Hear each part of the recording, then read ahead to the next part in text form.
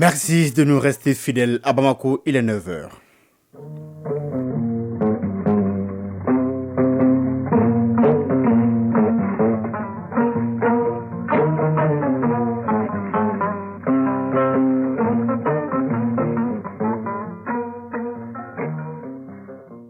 Le journal, Mohamed Diarra.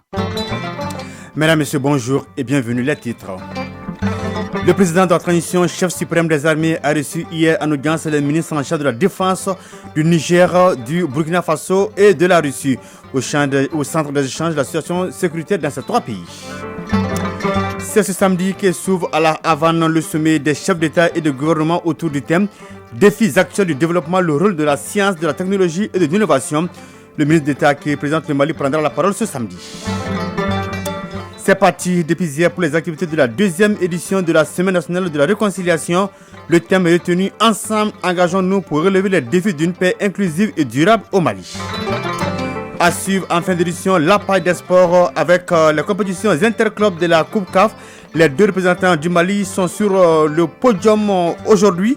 Le stade malien de Bamako reçoit demain dimanche au stade du 26 mars l'Aigle Noir de Burundi en Coupe CAF, tandis que l'AS Real de Bamako accueille ce samedi sur la pelouse du 26 mars le FC Nouadhibou de Mauritanie. Rendez-vous en fin d'édition avec Famour Dourté. Voilà pour le sommaire. Mesdames, Messieurs, installez-vous confortablement tout de suite les détails. Direction Koulouba, séance de travail tripartite à huis clos au ministère de la Défense et des anciens combattants entre les ministres de la Défense du Mali, du Niger et le vice-ministre russe de la Défense. À l'issue de cette séance, le vice-ministre russe de la Défense et le ministre d'État, ministre de la Défense du Niger, le général de corps d'armée, Modi Salifou, ont été successivement reçus en audience par le président de la transition, le colonel Asmi Goïta. Rien n'a filtré de ces rencontres. C'est ce samedi que s'ouvre à la Havane le sommet des chefs d'État et de gouvernement autour du thème Défis actuels du développement, le rôle de la science, de la technologie et de l'innovation. Le chef de la délégation malienne, le ministre d'État, ministre de l'Administration territoriale et de la décentralisation, le colonel Abdel Maïga, interviendra ce samedi. C'est ce que nous dit Esther Ibrahim Maïga qui nous fera le compte-rendu de ce sommet. Ici à Bamako, je vous le disais donc, en juin 2023, le gouvernement a recensé plus de 1700 écoles fermées, 500 000 enfants affectés et 10 000 enseignants concernés. Ces indicateurs ont été rendus publics lors du lancement officiel du projet d'amélioration de la qualité et des résultats de l'éducation pour tous. Le point avec Mohamed Kayantao. À quelques semaines de la rentrée scolaire 2023-2024, le gouvernement, de concert avec ses partenaires comme la Banque mondiale et le Partenariat mondial pour l'éducation, lance officiellement le projet d'amélioration de la qualité et des résultats de l'éducation pour tous, MICRA. Plus de 4 millions de personnes, en l'occurrence des élèves et enseignants des écoles maternelles, fondamentales et secondaires, bénéficient de ce projet. Mamadou Keïta, coordinateur du projet MICRA. Ce projet a comme objectif principal l'amélioration de la qualité des apprentissages pour le fondamental 1, mais en mettant un focus sur les filles. Et donc le projet met en place des programmes spéciaux pour les filles en termes d'accès. Opérationnel depuis 2021, MICRA se charge de la construction de 2 lycées d'excellence, 11 nouveaux lycées classiques, plus de 500 salles de classe et de la réhabilitation des écoles fondamentales dans les zones sécurisées. Cela afin de faire face au déplacement massif de la population. Robert Boujouad, responsable des opérations de la Banque mondiale pour le Mali. Le montant total de financement, c'est 240,7 millions de dollars américains, dont 80 millions de dollars sont fournis par la Banque mondiale et 60,7 millions de dollars par le Partenariat mondial de l'éducation, PME, pour lequel la Banque mondiale joue le rôle d'agence d'exécution. Globalement, les engagements de la Banque mondiale au Mali se déclinent en 18 projets nationaux et 10 projets régionaux, pour un total d'environ 2 milliards de dollars. Edmond Moukala, coordinateur du groupe local des partenaires pour l'éducation. Comme nous le savons tous, la crise que le Mali traverse impacte négativement le système éducatif. Il est de notre devoir, à nous tous, de conjuguer nos efforts afin de permettre de garantir le droit à l'éducation aux enfants et jeunes du Mali, conformément aux orientations du PRODEC 2. Déjà, d'importants progrès sont enregistrés par le projet. Il s'agit de la réalisation des activités de remédiation pour les élèves en difficulté et de la mise en œuvre des activités de formation continue des enseignants. Le gouvernement n'a pas lésiné sur ses moyens pour accompagner Mikra qui prendra fin en 2027. Amadou Sissavané, ministre de l'Éducation nationale. Je remercie l'UNICEF pour les résultats obtenus dans le cadre de la mise en œuvre de certaines activités du projet Mikra à travers la convention signée avec le ministère de l'Éducation nationale.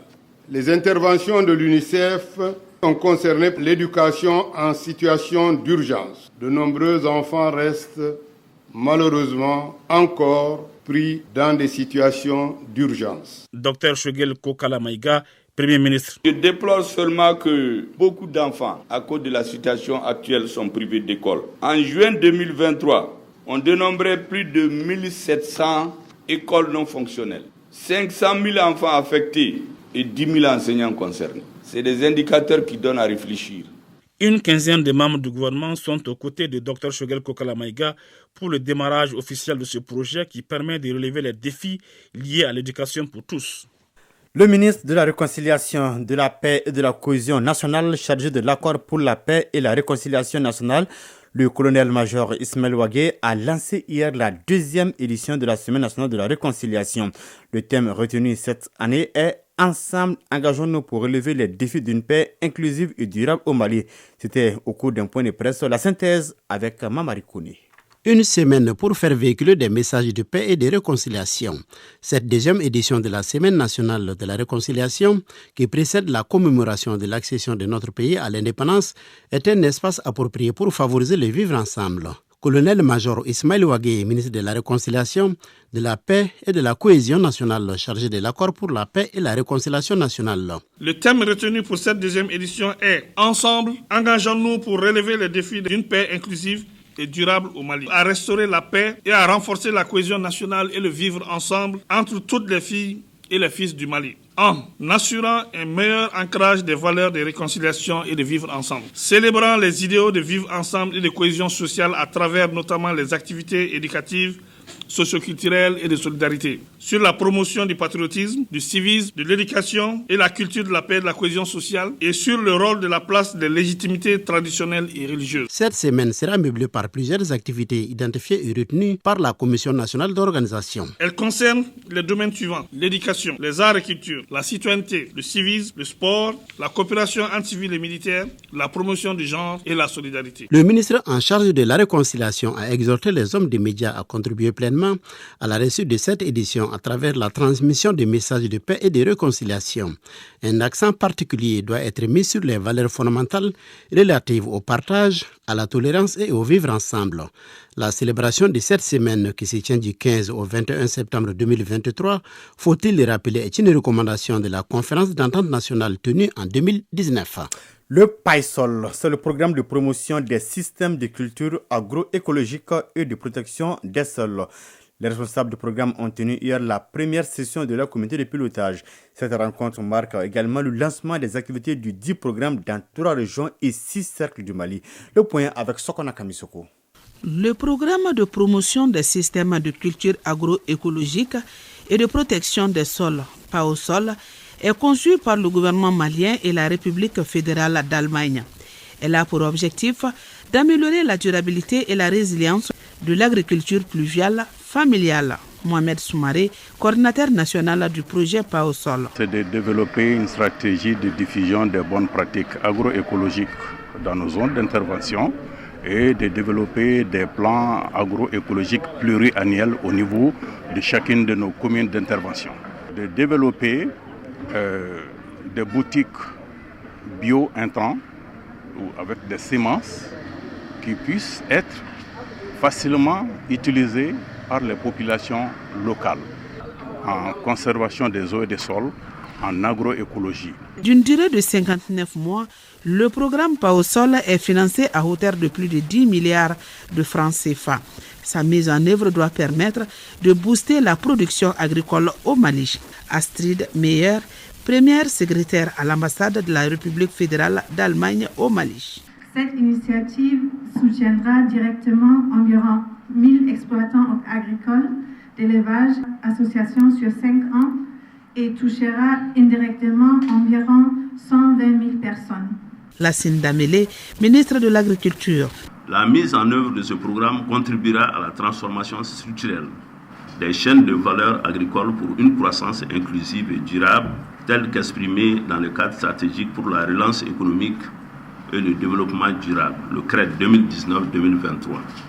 Les résultats de ce projet contribueront à la promotion des pratiques agroécologiques au Mali.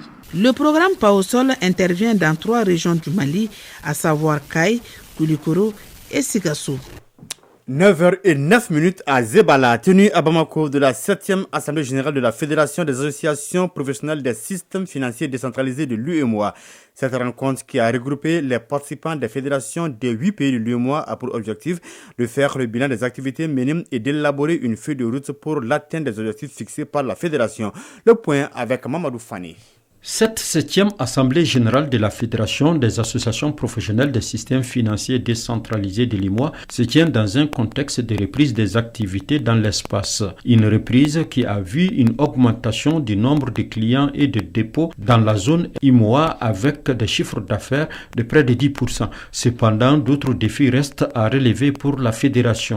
Didier Logon, président sortant de la Fédération des associations professionnelles des systèmes financiers décentralisés de l'UEMOA.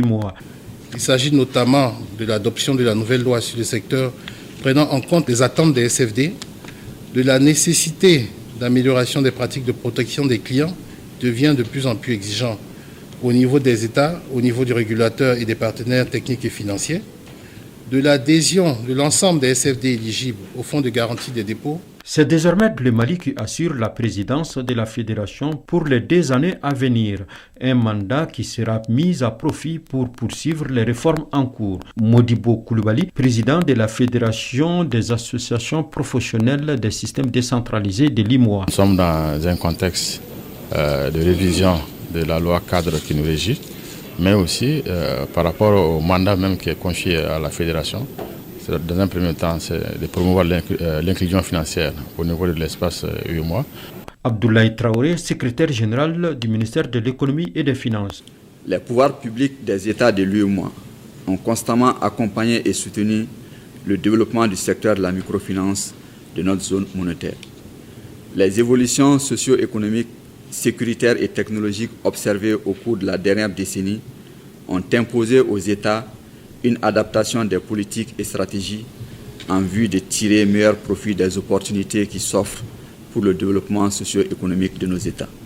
Le pari de l'inclusion financière passe par la promotion des systèmes financiers décentralisés. Cette assemblée est donc l'occasion de faire le point des acquis et les perspectives pour la fédération. Les meilleurs élèves admis au diplôme d'études fondamentales étaient en excursion pendant 10 jours sur les lieux culturels de Bamako et environ. La visite au musée national a marqué la fin de la tournée, nous dit Awa Adama Koulibaly. La connaissance de son pays est un devoir civique pour tout citoyen. À défaut de le parcourir, l'école nous en fait une totale narration. Pour joindre la pratique à la théorie, les 78 meilleurs candidats au DF 2023 ont eu l'opportunité de visiter les plus hauts sites touristiques de Bamako, Baguineda, Ségou et Sibi. Fadimatou Bouaré, porte-parole des participants. Nous avons visité le fascinant parc des Sofas. Nous avons découvert l'héritage de Ségou. Nous avons appris notre histoire commune. Nous avons eu des rencontres fascinantes. Nous avons créé des liens très forts entre camarades. Aux organisateurs de rappeler l'idée initiatrice de ces voyages intégrateurs ainsi que des valeurs qu'ils veulent inculquer. Sidi Keita, directeur général de l'agence de promotion touristique du Mali. Il y a eu des causeries débats qui ont été animés par des sommités, des conseils sur le Dambé, des conseils sur le Maya, des conseils sur le Djatigia, qui sont des valeurs qui ont caractérisé la société malienne. Haman Demba Sissé, secrétaire général du ministère en charge du tourisme. Il faut dès le bas âge que les enfants puissent s'imprégner d'abord de l'histoire du Mali, connaître les sites touristiques du Mali, connaître le Mali même de façon générale. Donc nous avons dit c'est le tourisme de demain que nous préparons aujourd'hui. C'est aussi des patriotes convaincus que nous préparons pour l'avenir du pays. Le rendez-vous est ainsi donné aux meilleurs élèves du niveau d'études fondamentales de l'année académique 2023-2024, dont la rentrée est prévue le 2 octobre prochain.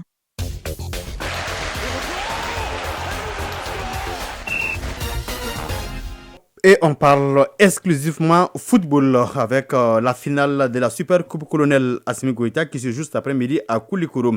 Elle mettra aux prises Bamako et Ségou. Et puis compétition interclub de la Coupe CAF. Les deux représentants du Mali donc jouent ce week-end. Le stade malien de Bamako reçoit demain dimanche au stade du 26 mars l'Aigle Noir de Burundi en Coupe CAF, tandis que les Céréales de Bamako accueille ce samedi FC Nouadhibou de la Mauritanie en Ligue des Champions. La synthèse avec Famrou Djourti. Ce samedi 16 septembre, le stade du 26 mars accueillera le match aller du dernier tour des préliminaires de la Ligue des champions de la CAF, opposant l'AS Real de Bamako au FC Nouadhibou de Mauritanie. Nouhoum Diané, entraîneur de l'AS Real de Bamako. Ce match-là, il faut le prendre au sérieux. Il ne faut pas minimiser l'adversaire. Il ne faut pas se dire que c'est la Mauritanie. Ça pouvait être la Côte d'Ivoire, ça pouvait être le Sénégal ou l'Algérie ou le Maroc. On tombe sur la Mauritanie. C'est un match de foot réellement qu'il faut prendre au sérieux. Voilà, si on veut se qualifier. Il s'agit d'une confrontation inédite entre deux clubs champions de leur pays la saison dernière. Si on se qualifie, ça sera bien non seulement pour le Real, qualifié pour la Ligue des Champions pour la première fois dans l'histoire du football malien, et ça sera bien pour le football malien aussi. Maître Famagan Damblé, président de l'AS Real de Bamako. On a enrôlé les meilleurs joueurs du championnat. Le moral est là, toutes les conditions sont réunies pour la victoire. L'AS Real de Bamako et le FC Nouadhibou de Mauritanie n'ont jamais joué la phase de groupe de la Ligue des champions de la CAF. Dans l'autre compétition interclub de la CAF, le stade malien de Bamako reçoit ce dimanche l'Aigle Noir du Burundi.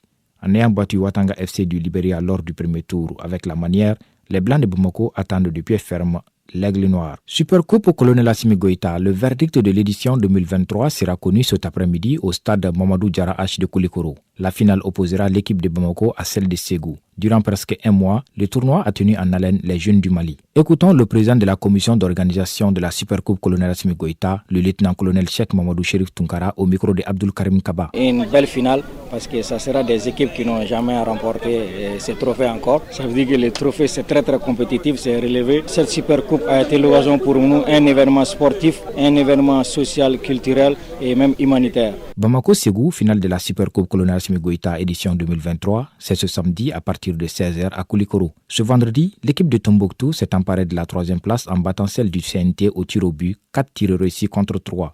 Le score était de 2 buts partout à l'issue du temps réglementaire. Sur le continent, grande première pour l'USM Alger, vainqueur de la dernière édition de la Coupe de la CAF. Le club algérois s'est adjugé ce vendredi la Super Coupe de la CAF en venant à bout de la Ligue d'Égypte 1-0. Avec ce succès, l'USM Alger inscrit son nom au palmarès de l'épreuve pour la première fois de son histoire. Le tirage au sort de la Coupe du Monde des moins de 17 ans, effectué ce vendredi, a situé les pays africains. Les 24 équipes qualifiées sont réparties en 6 groupes de 4. Le Mali est logé dans le groupe B en compagnie de l'Espagne, de l'Ouzbékistan et du Canada. Le Maroc a été placé dans le groupe A en compagnie de l'Indonésie, pays organisateur de l'Équateur et du Panama. Le Sénégal évoluera dans le groupe D en compagnie du Japon, de la Pologne et de l'Argentine. Le Burkina Faso, pour sa part, va affronter la France. Les étalons cadets partagent également le groupe E avec la Corée du Sud ainsi que les États-Unis. La compétition est prévue du 10 novembre au 2 décembre 2023 en Indonésie. Pour rappel, les 2 premiers de chaque groupe ainsi que les 4 meilleurs troisièmes vont se qualifier à la phase à élimination directe. Du handball pour terminer, l'Angola a remporté l'édition 2023 de la CAN Junior féminine qui s'est déroulée en Tunisie en venant à bout de l'Égypte en finale pour conserver son titre. À l'issue de la compétition, la Confédération africaine de handball a publié le classement final de toutes les équipes qui étaient présentes. Et si la Guinée a arraché le bronze devant la Tunisie 4e, la 5e place revient à l'Algérie. Suivent la Côte d'Ivoire, le Kenya et le Mali. La République démocratique du Congo termine à l'avant-dernière place, alors que Madagascar, qui n'a enregistré que des défaites, ferme la marche. Oui, Bamako, Ségou, c'est l'affiche de la Super Coupe Colonel Assimi Goïta. 3e édition, un match que vous pourrez suivre sur nos antennes télé et radio. À 9h passées de 20 minutes, c'est la fin de cette édition présentée par Mohamed Diarra avec le concours de Bintou Traoré. Aux opérations techniques, réalisation, coordination éditoriale, Ousmane Dao, la mise en ligne est assurée par Cheikh Abdul Aziz Koulibaly. Passez d'excellents moments en compagnie des programmes de Radio Mali. Au revoir.